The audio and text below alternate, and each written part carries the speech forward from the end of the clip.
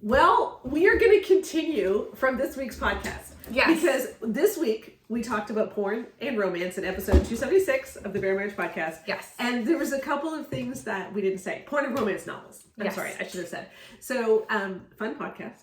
Yes, we tried to talk about it in a nuanced way because there is genuinely research that shows that certain types of written material can absolutely lead to negative effects the same way that pornography can lead to negative effects. Yeah. But to compare the two when one of them one of them actually involves other people and one of them is in essence the equivalent of when you're 14 years old and giggling with your friends about, I heard that oral sex is this. Yeah. Like, yeah. I don't know. It's just so. But there was something that we didn't say. Yeah, well, there's two things. First of all, there's a study that we included in the show notes, I believe, that we didn't talk about on the podcast because I forgot about it. Yes. Which I just thought was really interesting.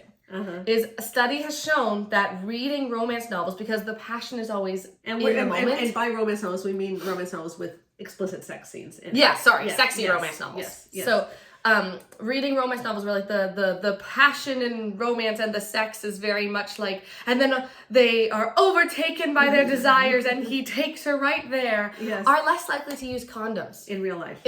Yeah. And they're more likely to have a negative view of condoms. Yeah. So books that portray good sex as being unplanned and sudden and no precautions taken are more likely to actually affect people in real life, to be less likely to use protection and to be more negative towards it. So I thought that was really interesting because it's an actual measurable health outcome. And it's not a good one. Anything that makes it less likely people will take precautions is quite frankly actually bad for people. Actually actively harmful. So I just thought that was interesting. And it does just because if you're someone where you're like reading a lot of these books and you're realizing you're not being careful with your birth control, that's actually evidence-based. Congratulations, you're shown in the evidence. But please use birth control if you don't want to get pregnant. Okay. Yes. Okay. Just a quick thing. Yes. Yeah. Exactly. Like, so that was point one. That was point one.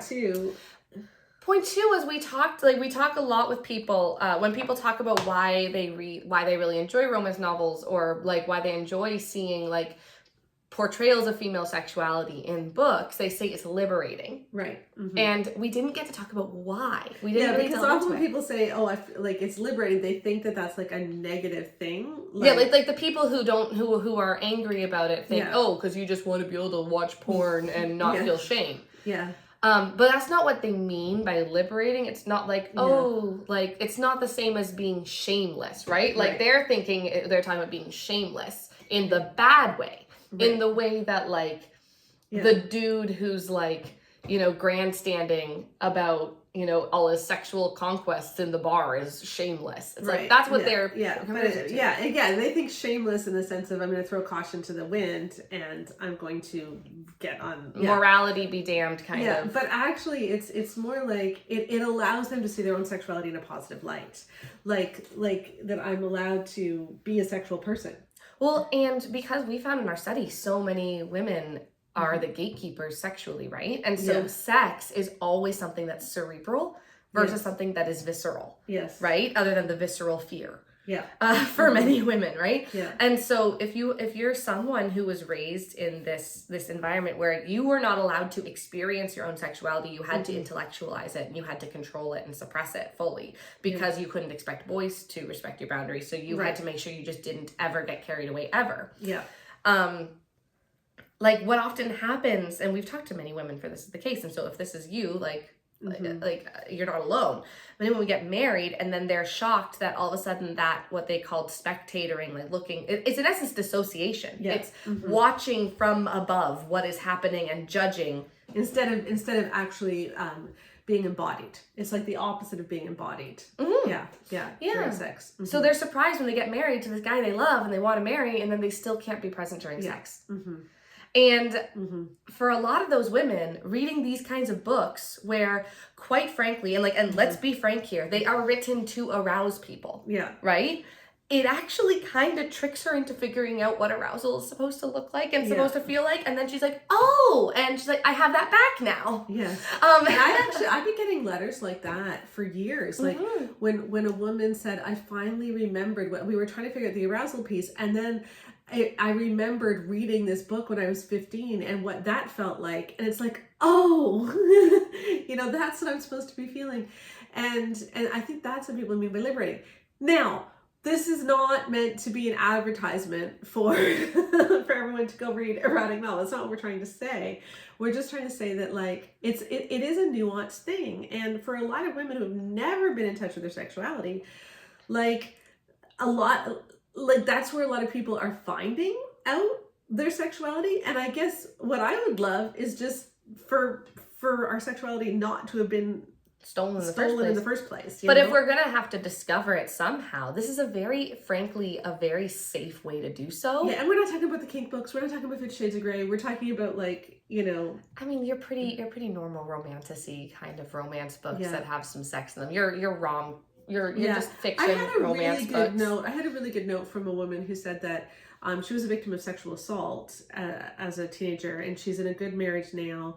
And she finds that reading these books helps her get over a lot of her triggers and helps her see things better, but only to a certain point and she specifically mentioned ACOTAR, where when she reads, she's read ACOTAR and it actually triggered her terribly because she felt it wasn't consensual. Yeah, I also have issues with the consent in ACOTAR. So, I might, you know what? That's such a hot button topic. I might, if our patrons want it, I might get Joanna on the podcast next month in April when we're doing a Just for Fun podcast, and I might outline why I don't actually think that ACOTAR is a example of consensual sex. Yeah. Yeah. If our patrons want it. So, and I'll make all y'all mad. And it was in our patron group that everyone started talking about romance novels, which is why we made the podcast this week, because of conversations that were going on in our patron group. And we have a really neat comment from a patron. Oh, Do you want to read it? Yeah, okay. Yeah, so this is a comment that came in about episode 276. Okay, stall for a second because I just opened up my Facebook and now it's gone. Stall. Go. Okay. No, but I want to emphasize again, we're not trying to say everyone should read them.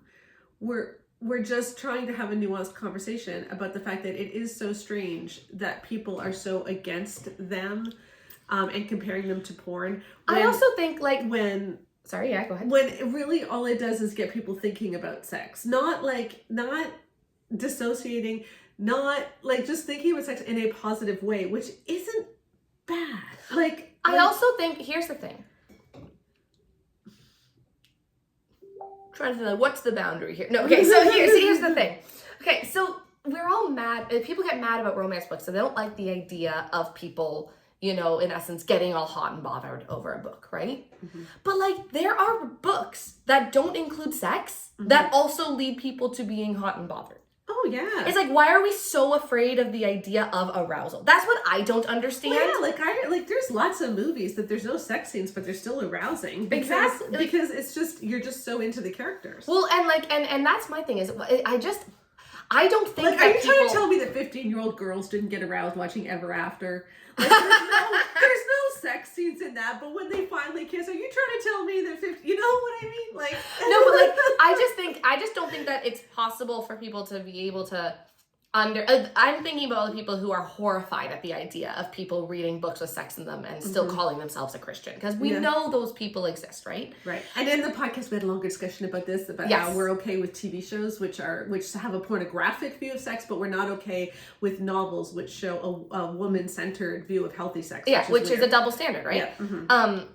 But my thing is, I don't think that if you're one of those people who's just appalled at this whole idea, I do think that there's a level where learning to be comfortable with the fact that arousal will happen outside of an average 21 minutes that a couple is having sex every 2 to 3 days on average. Yeah. I think it's a little less than that. It's a little less than that. But if you're someone who's having, say the average person on average has, if I'm looking at the stats, about 40 minutes of sex a week. Okay?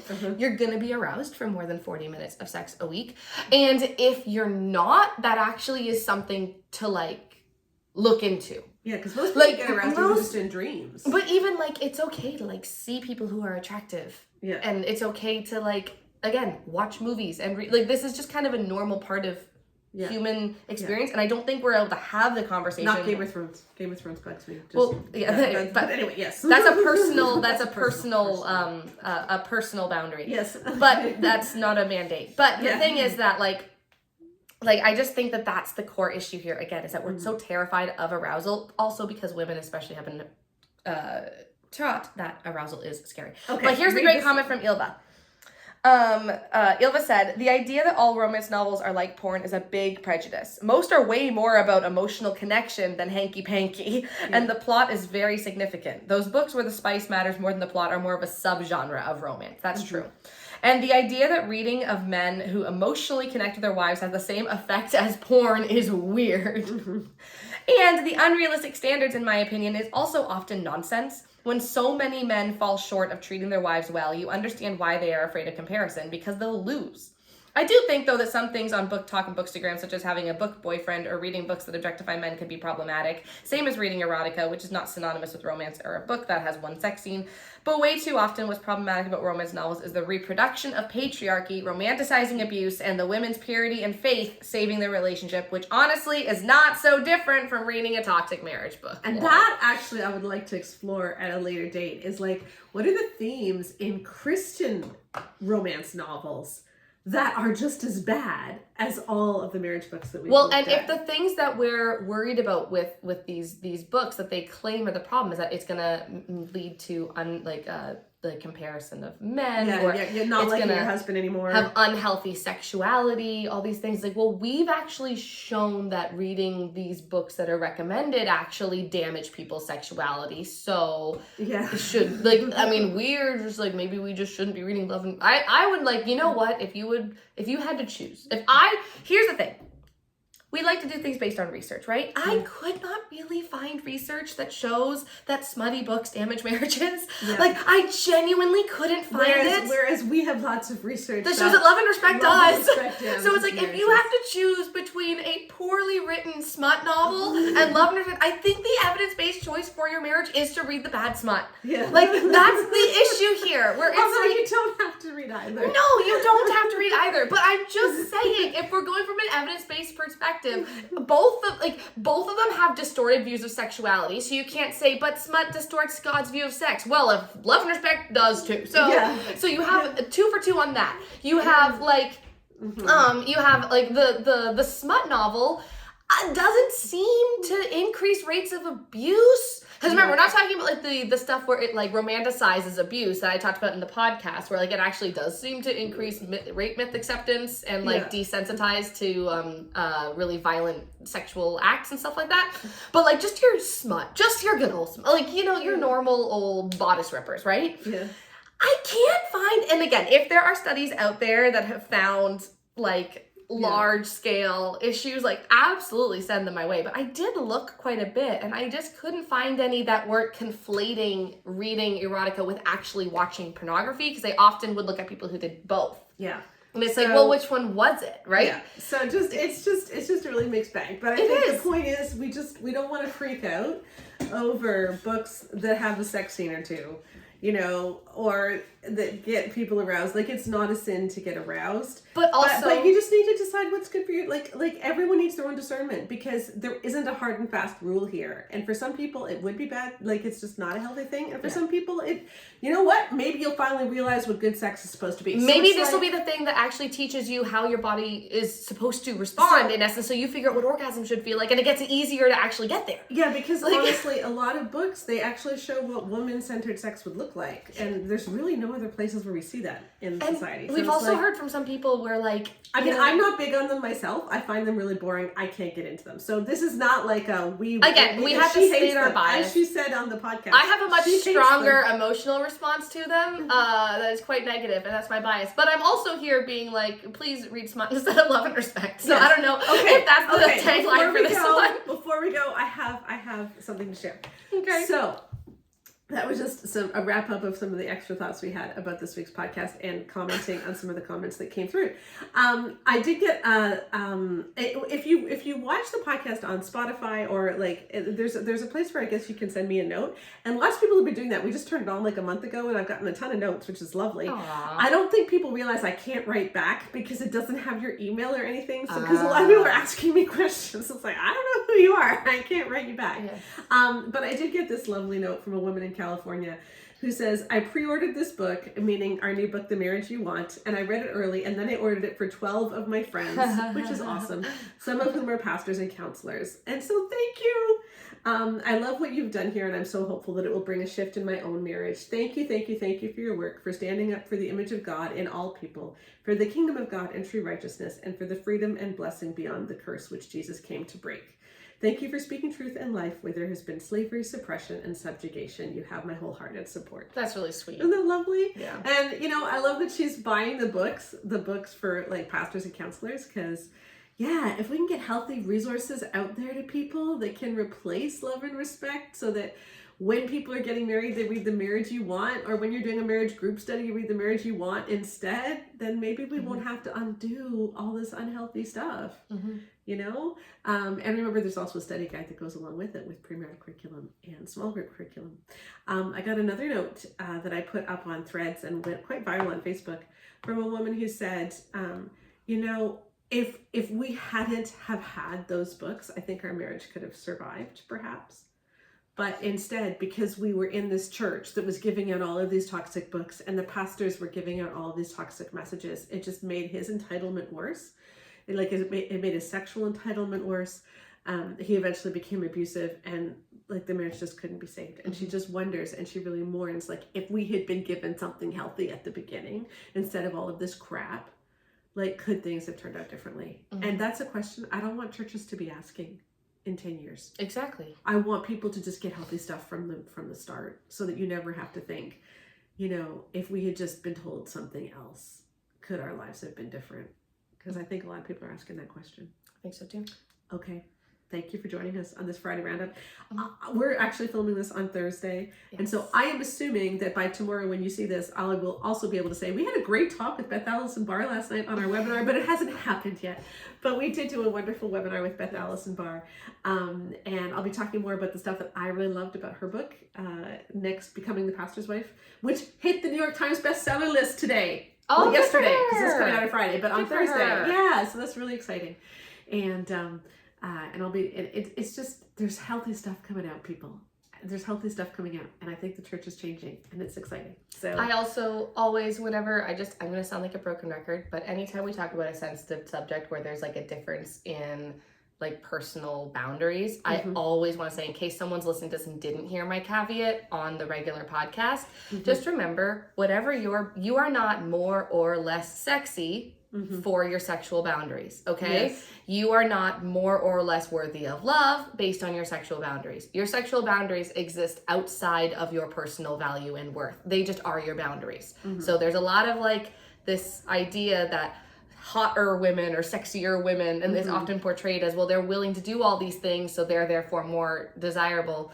You're just you, and your boundaries exist within you, and you are not more or less worthy if you have stricter boundaries than someone else or less strict boundaries than someone else. So just remember that, it's okay if you land somewhere different than someone else. What's important is that you just honor whatever makes you feel humanized, whatever makes you feel safe, whatever makes you feel respected, and whatever makes you feel loved and seen. And that's what matters. And we always like to say that whenever there's just a topic that has to do with sexual boundaries that we discuss. I like it. All right. Thank you. I think that's all. Yes. And we'll see you next week. Bye.